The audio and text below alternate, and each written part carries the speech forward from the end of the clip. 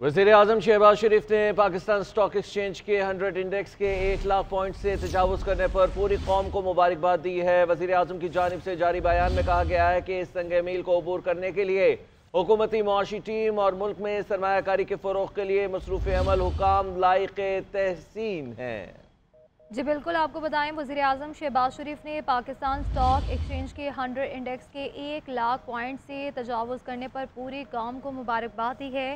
वज़ीर आज़म की जानिब से जारी बयान में कहा गया है कि इस संगे मील को अबूर करने के लिए हुकूमती मुआशी टीम और मुल्क में सरमायाकारी के फ़रोग़ के लिए मसरूफ़ अमल हुकाम लायक़ तहसीन है। इसी पर बात करने के लिए हमारे साथ औरंगज़ेब काकड़ मौजूद है। औरंगज़ेब काकड़ बताइएगा, एक बड़ा हिंसा अबूर किया है, एक बड़ी हद वहाँ तक पहुँचा है स्टॉक एक्सचेंज, वज़ीर आज़म ने खुशी का इजहार किया है। जी, वज़ीर आज़म शहबाज शरीफ की पाकिस्तान स्टॉक एक्सचेंज की 100 इंडेक्स की 1 लाख पॉइंट्स से तजावुज़ पर कोरी जो उन्होंने जो है वो पूरी कौम को मुबारकबाद पेश की। वज़ीर आज़म शहबाज शरीफ कहना था कि स्टॉक एक्सचेंज की तारीख में पहली मरतबा 1 लाख पॉइंट से तजावुज़ करना हुकूमती पॉलिसियों पर कारोबारी बरादरी और सरमाकारों के भरोसे की अक्कासी करता है। वज़ीर आज़म शहबाज शरीफ का कहना था कि अपनी कौम से अहद किया था कि मुल्क की माशी इस्तेहकाम और मुल्क की तरक्की के लिए हर मुमकिन इकदाम उठाऊंगा, जबकि पाकिस्तान को डिफॉल्ट से बचाने के लिए अपनी सियासत की कुर्बानी दी। इसके साथ साथ वज़ीर आज़म शहबाज शरीफ कहना था कि मुल्की इस्तेहकाम व तरक्की के दुश्मन मुल्क को दोबारा डीरेल की मजमूम व नाकाम कोशिशें कर रहे हैं, जबकि मुल्क में महंगाई की शरह में मजीद कमी हुई है। वज़ीर आज़म शहबाज शरीफ कहना था कि मुल्क की तरक्की के लिए। ठीक है, बहुत शुक्रिया औरंगज़ेब काकड़।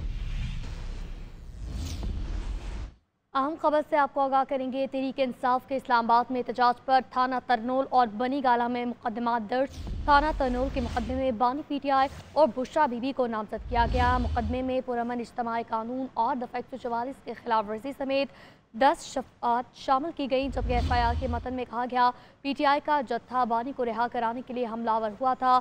थाना बनीगाला में दर्ज मुकदमे में 30 फुल एक्ट और दहशतगर्दी की दफ़ा 780A शामिल की गई है, जबकि कोयटा में भी PTI की सूबाई क़यादत और कारकुनों के खिलाफ मुकदमा दर्ज किया गया। सूबाई सदर दादू शाह काकर और सलार काकर समेत 23 कारकुनान नामजद। FIR के मुताबिक PTI कारकुनों ने रुकावटें खड़ी करके ट्रैफिक को बंद किया, फिर नारेबाजी भी की। सूबाई सदर दाऊद शाह काकर और सलार काकर समेत 23 कारकुनान इससे नामजद किए गए। एहतजाज में नाकामी पर PTI में शदीद इख्तलाफात सामने आ गए हैं। रहनुमाओं ने एहतजाज को लीड न करने पर बैरिस्टर गौहर और सलमान अकरम राजा से मुतालिक सवालात उठा दिए। शुरका नाक़िस हिकमत अमली पर एक दूसरे को जिम्मेदार करार देते रहे। कोर कमेटी इजलास में बुशरा बीबी के सियासी किरदार पर भी सवालात उठे हैं। शौकत यूसुफजई कहते हैं कि बुशरा बीबी को पार्टी को चलाने का कोई इख्तियार नहीं, इस ओहदेदार को मुस्ताफ़ी हो जाना चाहिए जो ये कहे कि बुशरा बीबी बात नहीं मान रही। आलिया हमजा ने कहा कि हम बानी की कॉल पर फौरी चल पड़ते हैं, मगर इत्तेमाद में नहीं लिया जाता।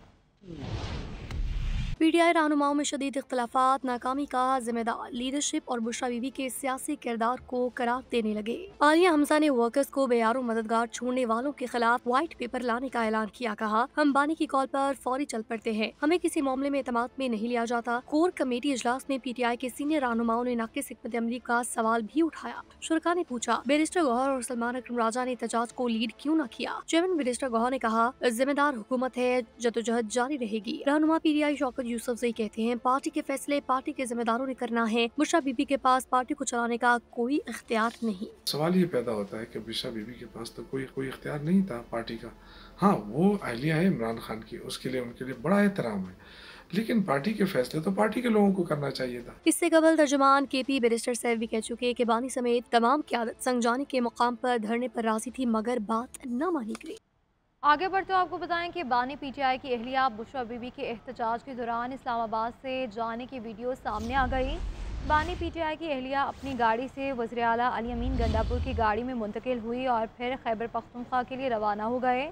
दूसरी जानिब बुशरा बीबी की बहन मरियम वट्टू ने इल्ज़ाम लगाया कि बुशरा बीबी अली अमीन गंडापुर की टीम के हफ्से बेजा में हैं, उन्हें ज़बरदस्ती वहाँ से निकाला गया। KP हुकूमत बहन से बात नहीं करवा रही।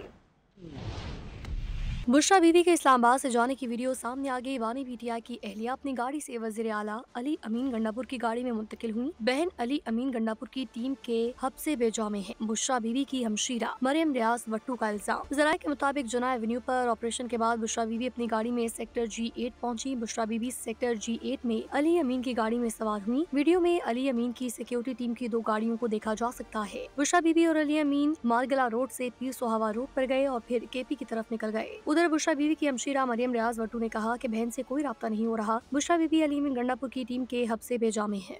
वज़ीर दिफा ख्वाजा आसिफ का कहना है पीटीआई को चेक करना चाहिए कि बुशरा बीबी कहीं 2 नंबर गेम तो नहीं खेल गई। उन्होंने पीटीआई को मशवरा देते हुए कहा कि चेक करने में कोई हर्ज नहीं। अपने बयान में ख्वाजा आसिफ ने कहा संगजानी में बैठने पर बानी पीटीआई और पार्टी लीडरशिप राजी थी। ये संगजानी बैठ जाते तो आज इंटरनेट सड़कें बंद होते, डी चौक के हमले का खतरा रहता। उन्होंने कहा हुकूमत को तो बुशरा बीबी का तहे दिल से मजबूत होना चाहिए। बुशरा बीबी की जिद पर केपी से आने वाले डी चौक पर हमलावर हुए, फिर कपड़े, गाड़ियां, झंडे सब छोड़कर भाग गए। ख्वाजा आसिफ ने मजीद कहा बुशरा बीबी फरार हुई, गंडापुर कारकुनान के हाथों सारा दिन रुल गया, पीटीआई की कमिटमेंट बर्बाद हो गई।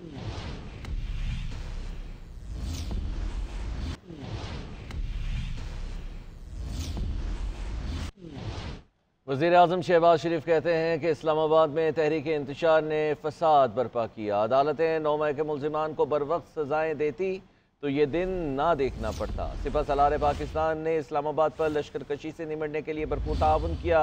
इस हाथ को तोड़ देंगे जो पाकिस्तान को कुर्बान करना चाहता है। वफाकी काबीना के इजलास से खिताब करते हुए वज़ीर आज़म ने मजीद कहा कि सियासत में फितने की कोई गुंजाइश नहीं।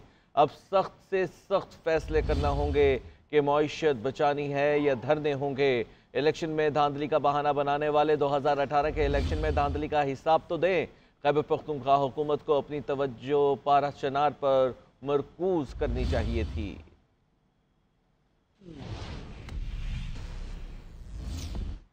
इस्लामाबाद में ज़िंदगी मामूल पर लौट आई है। शहर के तमाम स्कूल, कॉलेजेस और यूनिवर्सिटियां खुल गई। सड़कों पर ट्रैफिक मामूल के मुताबिक रवा दवा है। शहर में दफातर में हाजिरी भी मामूल पर आ गई, जबकि कारोबारी मराकज़ भी मामूल के मुताबिक खुल गए हैं। इसी पर मज़ीद बात करते हैं यासिर अयाज से। 3 दिन जो है वो इस्लामाबाद रावलपिंडी के शहरी घरों में महसूर रहने के बाद जो है आज उनकी मामूलाती ज़िंदगी जो है वो मुकम्मल तौर पर बहाल हो गई है। और इस वक्त जो है मैं इस्लामाबाद में जिना एवेन्यू पर मौजूद हूँ। आप देख सकते हैं कि जो शहरी हैं वो घरों से निकल आए हैं, अपने ऑफिस की तरफ, अपने मंजिल की तरफ जो है वो रवां दवा हैं। जो शहरी हैं वो आज मुकम्मल तौर पर बहाल हैं और वो अपने ऑफिस की तरफ, अपने मंजिल की तरफ रवां दवा हैं। इस्लामाबाद में जो है तालीमी इदारे भी मुकम्मल तौर पर खोल दिए गए हैं। बच्चे जो है वो आज स्कूल जा रहे हैं और जो बाकी हैं वो कॉलेजेस भी जा रहे हैं। जो यूनिवर्सिटी के स्टूडेंट्स हैं वो भी यूनिवर्सिटियों का रुख कर रहे हैं, वहाँ पर जाके अपनी क्लासेस लेंगे। यूँ कह सकते हैं कि इस्लामाबाद और रावलपिंडी के शहरी जो हैं वो 3 दिन महसूर रहने के बाद आज जो उनकी मामूलाती ज़िंदगी मामूल पर आ गई है और वो जो है शहरी जो है अपने ऑफिस की तरफ, अपने मंजिल की तरफ रवां दवा है। यहाँ पर किसी किस्म की रुकावट इस वक्त नहीं है। आप मेरे पीछे आकर में ये देख भी सकते हैं कि ट्रैफिक जो है मुकम्मल तौर पर रवां दवा है। जी।